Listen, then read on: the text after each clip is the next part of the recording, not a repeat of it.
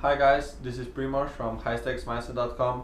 Today I'm here with my friend Raj. So Raj, can you tell us a little bit about yourself and what you do? I am a data scientist at a startup in Atlanta called Pindrop Security. So what that means is I have a background in computer science, and recently I have moved towards this new field called data science and machine learning, which is sort of a subfield of computer science that combines statistics and so on. And I handle the startup's data, their data strategy, and a lot of their algorithms around machine learning. And what I use it for is our company uses machine learning and data analysis to identify phone frauds, which is basically people calling into your bank's call centers because they know your mother's maiden name and something, and they are trying to steal your money in your name. Okay. So Okay. So the interesting thing about Raj is that he's a software engineer, right? And well, in a way, software engineers are very similar to poker players. And that thing that they're similar in is that they are usually very shy, very introverted. It's very hard for them to socialize with other people. yeah, we're geeks. Yeah, exactly. So Raj has this same issue in the past, and he's gonna talk a bit about that. But the cool thing about Raj is like he actually I think has a meetup group. He hosts meetups, and in the group there's like 900 people, right? 985 as of today. Okay, so 985 people. So Raj, can you tell us a little bit about yourself, like in terms of like where were you a couple of years ago or a couple of months ago when you were still like super socially shy, and then where you are now, and how did you move from being shy to like having this group of 985 people? Yeah, so a couple of years ago, and most of my life, I've been, the typical engineer, just like sitting in, your desk or cubicle or whatever, and like, working on some code, whatever, and all that stuff. And I always, I had two things. One was that I was taught networking was, something sleazy, something like weird that other people did, and or it was meant for like salespeople or something, not for engineers or people who didn't, I had those weird ideas that a lot of us have, which is like you should be only like known for your talent. If you're good at something, people automatically give you stuff, or like you'll be rewarded for it. And if you have to like go talk about it, there's something wrong with you. Really good people, competent people don't talk about their work, and and that's something that's very cultural. Like I grew up in India in a very sort of pretty traditional middle class family, and it was always like that's the kind of thing that was always around me. It's like, oh, if you just study hard and do your job well, then you'll be recognized for it. You shouldn't have to like go to suck up to people. Hmm. And that's the way I grew up. That's the way I was for a while. But part of me was very frustrated because felt like I wasn't achieving my career potential, and I could do a lot better. And I was also wondering what I could change about it. So I started at some point. I started doing Ramit's dream job class, and I got to the fourth module in that class, which is natural networking. And I remember being really, really, really stuck there for a long time. Like I would say about a couple of months. Mm. Because what that module required of you was once you've identified a job and a company that you like, you want to find people that you will want to talk to, and and then go talk to them. And that going and talk to them part, not happening. It did not happen. Like I was just paralyzed. And then eventually, and then we can talk more about that. I did it. I had my first networking meeting, which was very interesting. We can talk more about that Sure. later, a little bit later. But moving on. For now, I had my first networking meeting, and then the second one, and I realized that like any other skill, you can do it. Anyone can do it. Just get better at it. It's like it's not that different from coding or any other kind of poker or even a skill. I mean, it's a skill. Like you practice, you get better. You practice, you do it regularly, you get better. That's pretty much the way it goes. And then one of the things that I heard as part of the Dream Job class, there was a talk by an interview that Ramit did with Michael Ellsberg, where he talked about how one of the powerful ways to grow a network was to lead something, was to. I was like, that might be an interesting thing to try. And I was getting into this new field called data science at that point. I live in Atlanta. The tech community is not that big compared to, say, Silicon Valley or San Francisco. And I was like, well, there's not a meetup group that exactly meets my needs here in this topic. So why don't I just start one? So I started one, and I used my networking skills to spread the word around, and we can talk more about how I did that. And the group started growing. It was just all like building relationships and talking to people, but it was just the same skills, just a continuation of practicing the same skills that I started with. I really like that you mentioned that like networking or socializing, it's a skills. I mean, there's a very common belief. Oh, I'm an introvert, I can't talk to people. Oh, he's an extrovert, he can talk to people. That might be true to some extent, but that doesn't mean like that's defining you in any way. I mean, that's maybe the state that you're in, but that doesn't mean that you can't learn the skill of talking to people, reaching out to people, and going even, if you want to build on it, you can even start learning how to go out to bars and pick up girls if that's something that you're interested in, right? Now, one thing that I'm curious about is, you mentioned that you were really stuck with that dream job module from your mid-city, and that you had to reach out to people, but then when you did it the first time, everything got way easier. Now, I'm curious, like, how did you manage to actually do it the first time? Because that's probably the question that people are asking. That's a very interesting story. And so the first interview, at that point, I was interested. I was a software engineer, but I was sort of interested in consulting. And by consulting, I mean like management consulting with famous top companies like McKenzie and so on. So I was kind of like, maybe this is a career that I want to pursue. And I found somebody through my network, and this is really interesting. The way I found this person was not through my professional contacts or anything, but through my doctor. So you can imagine that, like, this is an interesting, side factoid in networking. It's like the people who are most connected are the people who provide you services. Your doctor, for instance, your financial advisor, because they have clients from a ton of diverse backgrounds. So often they are the ones who are the most connected people, and they can often like give you, clients that no one else, or contacts that no one else might be able to give you. So anyway, I was on a visit to my doctor, and I was talking to him, like, oh, what I've been thinking about seeing what McKinsey or management consulting is like. He was like, well, I actually have a patient who's a McKinsey consultant. You want to talk to him? Like, sure. And he's, introduced me, gave him the email, sent an email introduction, and turns out that this guy he had just left McKinsey like a week ago or something, and he was a guy he had an amazing resume. He was in the U.S. Navy for several years. He had his degree was from, I think, West Point, whatever the top Navy colleges, in the Naval Academy. Like amazing pedigree. So I was very intimidated. This guy was clearly a top performer. I was really, really intimidated to talk to him. When the meeting was set up, I followed all the Ramit scripts, and I picked the place that was very close to his house. Everything was set up. I was really, really scared. So one of the things that I did to get over my fear was intense preparation. So I spent a lot of time. I spent like 3 or 4 days coming up with really good questions. 3 or 4 days scenario planning as to like how I was going to ask those questions, thinking about what he could ask me that I could answer. For instance, when you're talking about a preliminary interview about a job, when you're asking somebody about a new field, often they ask you, why are you interested in this field, or why do you want to work at this company? And I knew that I had to have very good answers to that. If I just went and said, maybe I thought it was something I like, I mean, that's not going to cut it, especially for a top performer. I need to have a very crisp answer. So I prepared intensely. I prepared with my wife, some of my friends, and my smartphone, my biggest friend.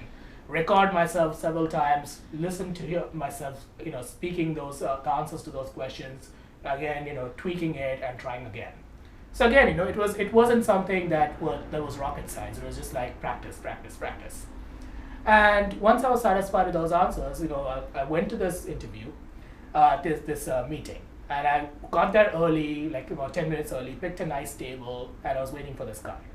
So this guy, he walks in, he's clearly like, somebody from the military. He's like 6.5 feet tall or something. I'm 5.5, so he's like clear head above me, like straight walks and like completely like, you know, very intimidating, like at first sight. He sits down at the table, does not even introduce yourself and himself.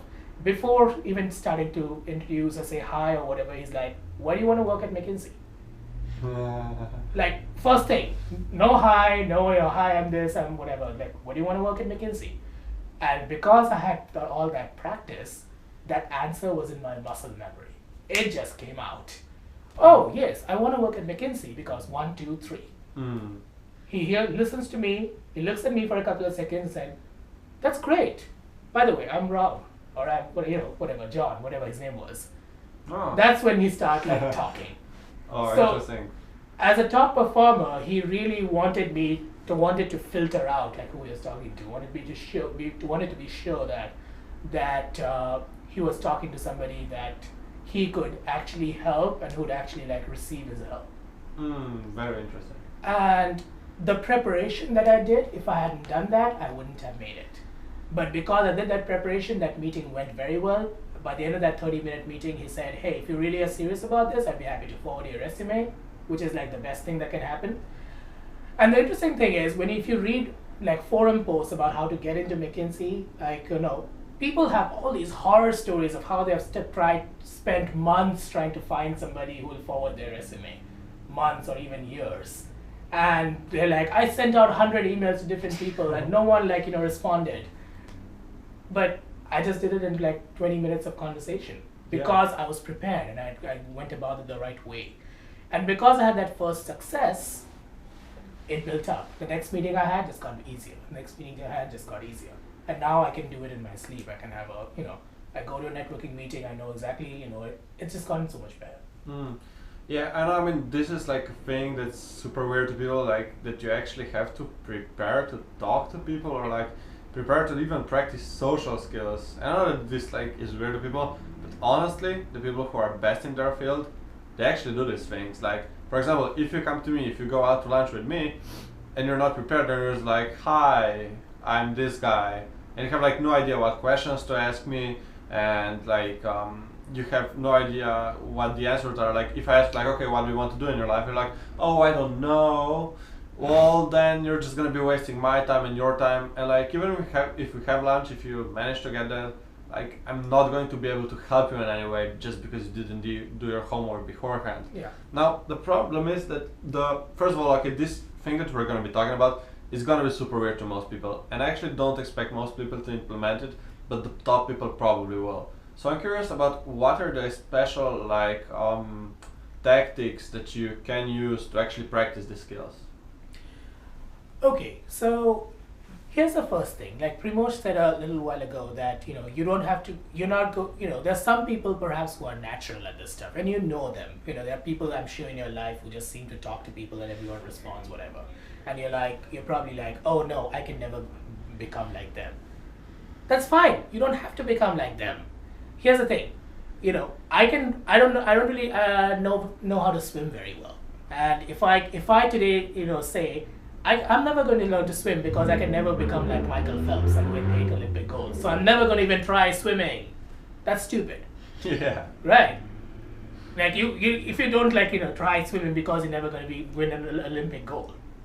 But that doesn't mean you can't learn to swim. I can go to a coach and I can learn to swim pretty well. That everyone agrees with that. It's just like that. Just because you can't be as good as someone who's a natural doesn't mean you can't do it. And given, you know, you think of the bar in your field, and especially in my field, I'm a software engineer. The bar for communication skills for software engineer is really, really low. Yeah. Basically, a software engineer who actually wants to talk to other people is already above 90% ahead of 90% in communication skills. And then if you can actually coherently talk to somebody, you're ahead of 99% of everyone else. So think of the bar in your field. You just have to be a little better than average. That's the first important thing there. Okay, so don't worry about I can't be as good a networker as, you know, X person or like, you know, X salesman that I know, whatever. That's not important. So first of all, that attitude change needs to happen. You need to get rid of what, you know, Ramit calls that invisible scripts, that you have to be better or you have to be the best in the world or something. You don't. You're the best. You can be the best poker player in the world. Go for it. But in terms of networking skills, you have to just be better than average in your field. And it's gonna get you huge results. And right? that's gonna get you disproportionate results. Yeah. Yeah. Exactly. And it worked for me. I mean, I'm not the best networker in the world, but I'm definitely better than most software engineers that I know. And that's exactly what works for me. Okay. So that's the first thing. And that attitude change. If you don't change that attitude, it's going to be hard to convincingly implement anything else. And that's you first need to get over your own mind, and then you can start implementing external tactics and so on. But in terms of external tactics, there are a few things you can do. Like, you may want to think about who you want to talk to. You may want to talk to like the CEO of a company or something. But obviously, you given where you are and given where they are, you're not going to get to them right away. I can't expect to send an email to the CEO of some big company and expect them to respond. You have to start small. Start with the people around you. Like, you already have friends. You already have friends of friends. And if you find someone interesting, and this may not be interesting from a professional perspective, it may not be interesting from a romantic perspective, just like they do something interesting. Find out what they do. Like, just tell your friend, hey, you know what, I think I saw you know that person who does something cool. Can I just, can you introduce me? And I want to talk to them. And when they introduce you by email or something, just take them out to coffee and just talk to them about what they do. And it's not going to get you anything, any kind of immediate professional benefit or personal benefit, but it gets you practice, and that's very valuable. Like, just going out there and talking to people, that's very valuable. I think that's the way to start.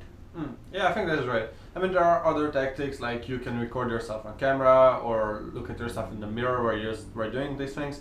But I suppose this is like probably going to be way too weird for most of you. So start here. If you need more advice, you can always reach out to me or to Raj or someone else, Totally. and you can get additional information on that. Now, one thing that that you mentioned before is that you started your big meetup group. So, like, I know that for a lot of poker players, it would be really beneficial if they started their own groups, which were actually active. Because I know that some people do start groups, but people are not active. Like, things are not going well. And like there's maybe like 1% of the group that's active, and then everything like falls apart in like a couple of weeks. Right. So how did you go about not just making a group that just falls apart immediately? Like you mentioned that you started a couple of meetups and that you also used your natural networking to expand the group even more. Right. Can you tell us a little bit about that? Yeah. So here's the thing. A lot of the work that goes into networking is preparation. We already talked about that. And that idea extends itself even when you start groups. So I was interested in starting a group on data science, but I also noticed that there were several complementary groups already existing. Like groups on like specific aspects of data science. There were groups who are on specific software tools, for instance, or specific technologies, or groups around specific products which were used by data science. So first of all, my fear was that if I just randomly go out and announce a new group, these groups would perceive me as competition. So that was something, that's one of the reasons why groups get killed, because there are these small groups that are fighting against each other for the same sort of territory in some sense. So what I started doing was I started going to the meetups for these other groups and using my networking skills that I had acquired by that point, taking their organizers out to coffee. Interesting. So taking their organizers out to coffee and talking to them about, hey, I have this idea for a group and I want to make sure that I don't step on your toes because your group is doing awesome work, but I want to make sure it's complementary and we can support each other. Interesting. And most of the time, actually all of the time when they heard my idea, they were like, oh, that sounds great. You know what? Start your group and we can promote each other's groups. Yeah. And that, simple thing, that adds exponential power. In some sense. And you start doing that. So I probably did that with maybe 5 groups or something, or maybe even more. Like going to their meetups, talking to their organizers individually, and getting sort of their buy-in. That worked amazingly well. And also every time I talked to one of them, if there was some potential for competition, I could tweak my pitch. I could say, you know what, okay, if you think that we shouldn't be doing this particular thing, we shouldn't be focusing on, then we'll not focus on that, I'll focus on something else, and change that enough to so they did not perceive it as competition but more as cooperation. So that was the first thing, building that foundation. That's part of preparation. So once I started the group, I announced the group, these organizers promoted to their own membership, so I got some initial membership. The second thing was to get a really good first speaker. So the first speaker for our group was someone, again, I knew through my network, but he was somebody who was already considered an expert in the field. He liked speaking about it. He was trying to build up his own consulting business, so this would be a great opportunity for him to show off his expertise. So, and he also had his own network. So I invited him to speak. He obviously was very interested in that. He got he announced it in his own network, and some of those people came. So my first meeting had maybe about 30 people. So that was pretty good for a first meeting, I think. And so you can see how the same idea of building relationships and making sure that your goals are aligned with other people's goals, everyone gets something out of it. So it can be so powerful. It's you're not trying to start something and crush everyone else. It's about cooperation. Networking is always about building relationships and making sure everyone benefits. Everyone in your community benefits. And by your community, I mean it could be your professional community, it could be your personal, everyone should benefit from what you're doing, from the power of your network. And that when people see that, they are automatically attracted to that particular kind of variety of network. So that was the second thing, getting buy-in from other people was the first, other meetup organizers. Getting a great first speaker was a second thing. And then just focusing on making all the future events be very high value to my members. My meetup group members, I always listen to them and want to figure out what they want to learn about and try and get speakers who will provide value in terms of knowledge or in terms of something interesting that they want to know. So basically, it's the way to build a network or a group is to make sure that you're constantly trying to give something of value to the members of the group. That's a great insight. So one thing that I know is once you've established this group, I think it is when it got pretty big, 700 people or something, I think you actually reached out to Michael Ellsberg, right? Who is the author of the book Education for Millionaires or something like that. And he's a pretty high-end VIP person. What happened when you reached out to him? So it's a very funny story. I was inspired by another interview that I heard that Ramit did, where the person said that often people who write books or who are celebrities, they like hearing about how they have influenced ordinary people's lives. So I was okay, Michael Ellsberg is somebody who's influenced my life a lot because I've applied all his networking principles into practice, many of his networking ideas. So let's see. I wrote an email to him saying, "Hey, dear Michael, I love what you're doing. You've inspired me to do something that I think you'd be very proud of. I've started this group. It's grown to 700 people. It's great, and we're doing all these events." So I just kind of gave him a very brief summary of what I was doing and thanked him for it. And it was basically a very basic thank you note. To my surprise, I actually got a response from him, and he said he's working on a book on how people have used networking to improve their careers and life and their communities, and he wanted to feature me in that book, my story. And I was completely blown away. I had no idea so that could happen. So we set up an interview on the phone. He called me, we talked for about 45 minutes, and here's the most amazing thing that I found out. He said that he has I don't know how many thousand followers on Facebook, Twitter, and so on. His book has sold many copies, many thousands or tens of thousands of copies. And I was the first person who ever wrote back to him telling him how I had applied what he taught. The first person. I was shocked to hear that, because one reason that I did not do that before was everyone must be writing. Yeah. And that's what you think, right? Apparently, very, very few people actually take the time to thank people who have inspired them or influenced them in a meaningful way. Instead of, obviously you don't want to just send one line saying thank you, but you want the fact that I actually told him my story and precisely told him how he had influenced my life was really, really, really of value to to hear that, and that helped him sort of continue his work because he's like, oh, I'm actually influencing people.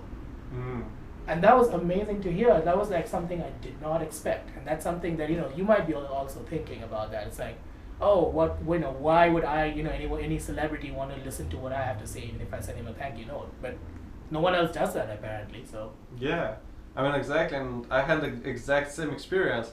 And the hilarious thing is like nobody does this in poker. Like for example, you have a lot of poker coaches, people who have poker blogs, poker books. There are really not that many people actually writing out to these people and reaching out to them. Just when somebody who is on a pretty high level gives you advice, if you just write them a short email of how you implemented their advice and the results that you got, I can guarantee you that you can actually, build pretty good relationships with them. Like, you don't necessarily need to look for the relationship with them, but like many good things usually happen out of this because it makes the people feel great. It makes them feel like they're doing something meaningful and that people are actually implementing their advice. And really, like, almost nobody is doing that in poker community from my experience. So if you do that, you will already be way ahead of the 90% of the people. Yeah, and think about what happens, if you have somebody who's an amazing, very well-known poker coach who you have a personal relationship with, and you can just like email them if you have a question about a technique or something. It's like, hey, you know what, I wanted your advice on this. Just imagine how powerful that is. Yeah, and they'll never sell. They'll never say no. Yeah, if you have built that kind of relationship, you have access to that kind of like power or that kind of, and it's not right to think of it in terms of power. Obviously, you have to make sure that you're also adding value to them. Yeah. But that's the advantage of having a relationship. Or if they, here's the other thing, about networking. If this famous well-known poker coach, for whatever reason, needs to like look for a poker player that maybe he wants to introduce to a tournament or introduce to one of his friends or whatever, you're gonna be on top of his mind. Yeah, definitely. Yeah, definitely. So that's the power that network that building relationships gives you. Yeah, like for example, right now, we're in San Francisco. How did I actually get in San Francisco? Well, I got invited here by Ramit Sethi for lunch. If you don't know Ramit Sethi, he is the founder of I Will Teach You to Be Rich, which is a pretty huge multi-million-dollar business with a lot of high-end online courses.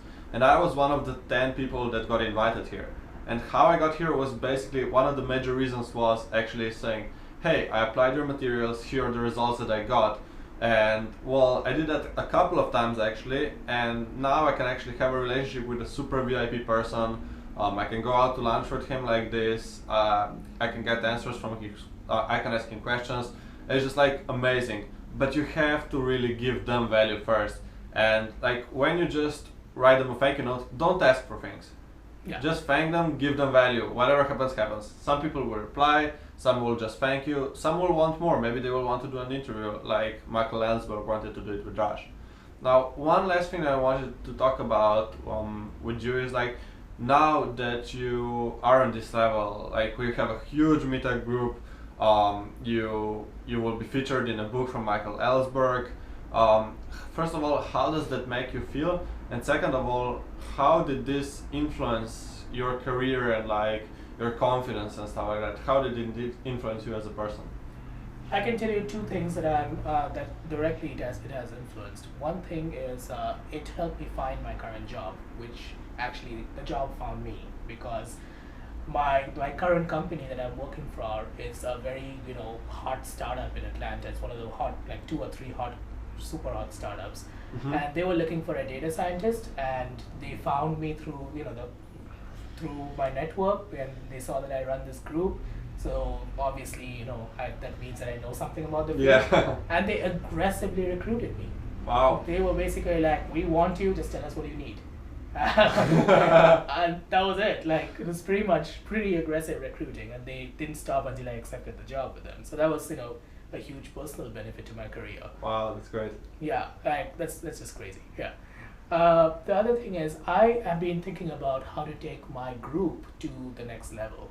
And like we've been doing monthly events, and these monthly events are routinely attended by about 150, 200 people. And we try to get sponsors, we try to get other startups to show off their work. So it's a nice community, it's very active, everyone says it has very good energy. And I've been thinking about, okay, beyond monthly events, what else can we do? One of the problems that Atlanta has is that it has a very small tech community, but it's trying to grow, and it has an image problem. Like people don't really see it as a place for technology. So what I've been trying to do is use my meetup group to change that a little bit, to sort of help the broader community a little bit. So one of the things that we are doing right now is organizing more like mini conferences and workshops, like maybe weekend workshops or conferences on very state-of-the-art technologies, trying and training some of the people, tech people there in very new stuff that they don't necessarily get access to because all the new stuff happens in the San Francisco area of the Valley. So some of that activity we're starting. We'll see how that goes. But that everyone we talk about in the community is very excited about that. And the other thing that we are starting to do is I've been working with, and this is sort of stretching my networking skills to the next level. I've been working with the City of Atlanta, the Mayor's Office, and Georgia Tech, the Department of Computer Science, and some investors who are pretty wealthy investors in the city, to come up with this idea of implementing a sort of summer internship program to help the city improve its infrastructure through data analysis. Basically, the city will provide some data about neighborhoods and so on, and then these students will perform data analysis to like come up with ideas on how to improve, maybe how to patrol neighborhoods better or improve infrastructure in certain areas and so on. This is something that the city of Chicago did very successfully in last summer, and I went there for a conference. I saw what they're doing. I was like, maybe I can make this happen in Atlanta. So think of, so this week I basically got approval from the city, from the mayor's office to go ahead with this, and the chair of the Department of Computer Science at Georgia Tech. So think of what I'm doing here. I'm actually getting this whole, so many different entities to work together just by talking to them and telling them about what some interesting ideas that they can do. And these people who are all in much higher positions than I am are responding to me because people want leadership. That's something that Seth Godin talks a lot in his book Tribes. People want leadership. If you're willing to talk to people with a good idea and tell them about it, they will respond. Yeah. And so basically it's stretching my own networking skills, but it's also helping a broader community. And that's something that I'm really looking forward to over the next year to see where that goes. Wow, that's amazing. I mean, this was just super valuable. I know that I've learned a lot of stuff from this interview, and I'm sure that you guys have as well. But one thing that we want to do with this is that you don't just consume information. We want to actually make you apply the knowledge from these interviews to your own life. So, Raj, what would you think would be your number one key takeaway from this interview? Something that the people who are listening to it can actually start doing today to start, improving their social skills. Yeah, I would say find one person. Sorry. Bless you. Find one person that you wouldn't normally talk to, and take them out to coffee. Sorry. Yes. Yeah. Anyway, so this could be somebody that they're definitely not a fellow poker player. That's not what you want to do here. This could be somebody, but preferably someone who's a little bit different. Maybe a friend of a friend, maybe a colleague at work you'd normally in a different department, or something like that. Someone who's not in your immediate social circle. Send them an email, take them out to coffee, and just learn about what they do. What do you say in the email? In the email, you say, "Hey, I saw that you're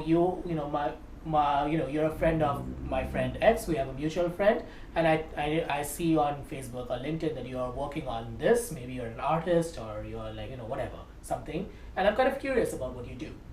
So let's get coffee sometime, at X place at X time, and let's hang out." Yeah. And you're not expecting anything from them. You're not expecting them to date you. You're not expecting them to give you a job. Nothing. Without any expectation, just learn about what they do. That's all.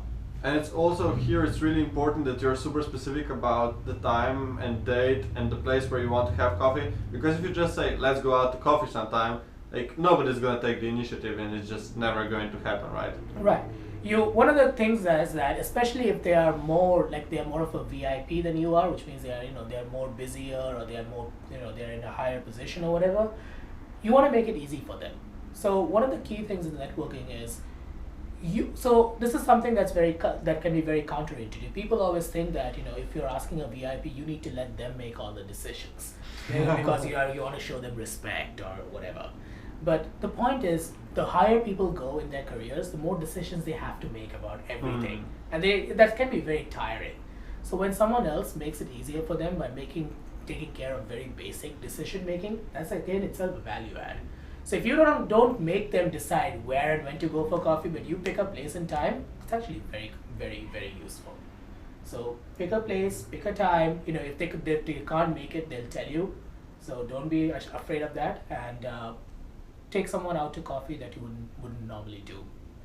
Yeah, and make sure that you actually prepare for it and don't come like, hey, I'm Primoz, how's it going? Because, well, prepare specific questions. Make sure that you know exactly what you want to get out of the interview in terms of knowledge, not like, oh, I want a job or something like that, or I want X or Y or Z.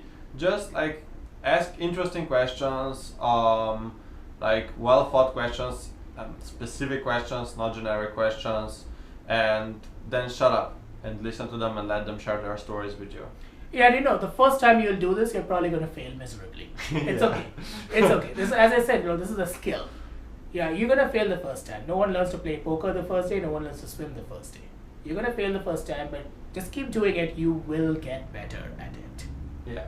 So we can wrap it up here, I think. Thank you so much, Raj, for taking the time out of your day. This was a really long interview, but I'm sure that it gives you guys a lot of value. It was really interesting, a lot of stories. So thank you so much again. Yeah, you're welcome. Now, if you guys liked the interview, make sure to sign up to the email list on highstakesmindset.com, because the people on the email list will be the first ones to know about these interviews.